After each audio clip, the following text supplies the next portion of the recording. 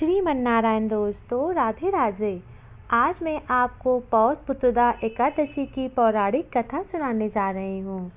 पूर्व काल की बात है। भद्रीवतीपुरी में राजा सुकेतुमन राज्य करते थे। उनकी रानी का नाम चंपा था। राजा को कोई पुत्र नहीं था, इसलिए दोनों पति पत्नी सदा चिंता और शोक में डूबे रहते थे। राजा के पितृ भी बहुत दुखी रहते कि राजा के बाद उन लोगों को तर्पण कौन देगा, यह सोचकर पितृ भी दुखी थे। एक दिन राजा घोड़े पर सवार होकर वन में चले गए और इस बात की किसी को पता भी नहीं लगने दी और पक्षियों से भरे वन में राजा भ्रमण करने लगे। वन में कहीं सियार की आवाज़ सुनाई देती तो कहीं उल्लू की। जहाँ तहाँ भालू और मृग दृष्टिगोचर हो रहे थे। राजा भी खुशी खुशी वन में घूम कर वन की शोभा देख रहे थे। इतने में ही दोपहर हो गई और राजा को भूख और प्यास सताने लगी। वे जल की खोज में इधर उधर भटकने लगे।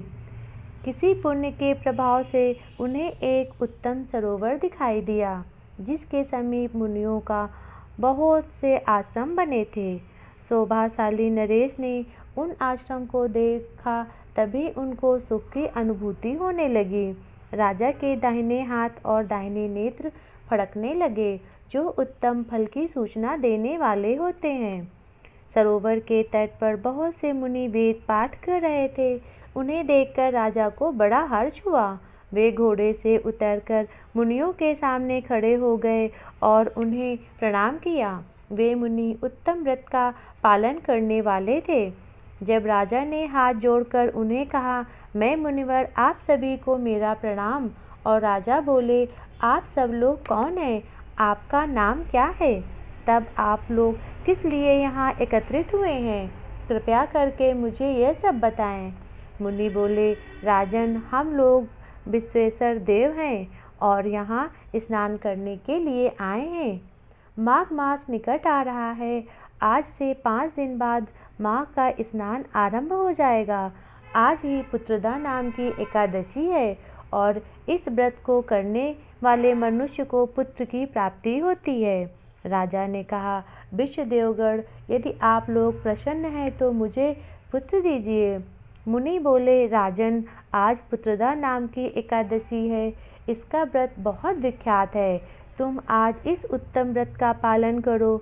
महाराज भगवान के केशव के प्रसाद से पुत्र अवश्य ही प्राप्त होगा। भगवान श्री कृष्ण कहते हैं, युधिष्ठिर, इस प्रकार उन मुनियों के कहने से राजा ने उत्तम व्रत का पालन किया। महर्षि के तेज के अनुसार विधि पूर्वक पुत्रदा एकादशी व्रत का अनुष्ठान किया और दुर्वादशी के पारण करके मुनियों के चरण में बारंबार नतमस्तक होकर राजा अपने घर आ गए। रानी ने गर्भ धारण किया। प्रसव काल आने पर पुष्प पुण्य कर्मों से राजा को तेजस्वी पुत्र की प्राप्ति हुई, जिसने अपने गुणों से पिता को संतुष्ट किया। वह प्रजा का पालन हुआ और इसलिए राजन, पुत्रदा का उत्तम व्रत अवश्य करना चाहिए। मैंने लोगों के हित के लिए तुम्हारे सामने इसका वर्णन किया है।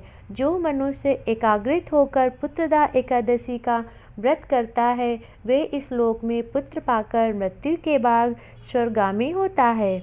इस महात्म्य को पढ़ने और सुनने से इस व्रत का फल मिलता है। प्रेम से बोलो, जय श्रीमन्नारायण।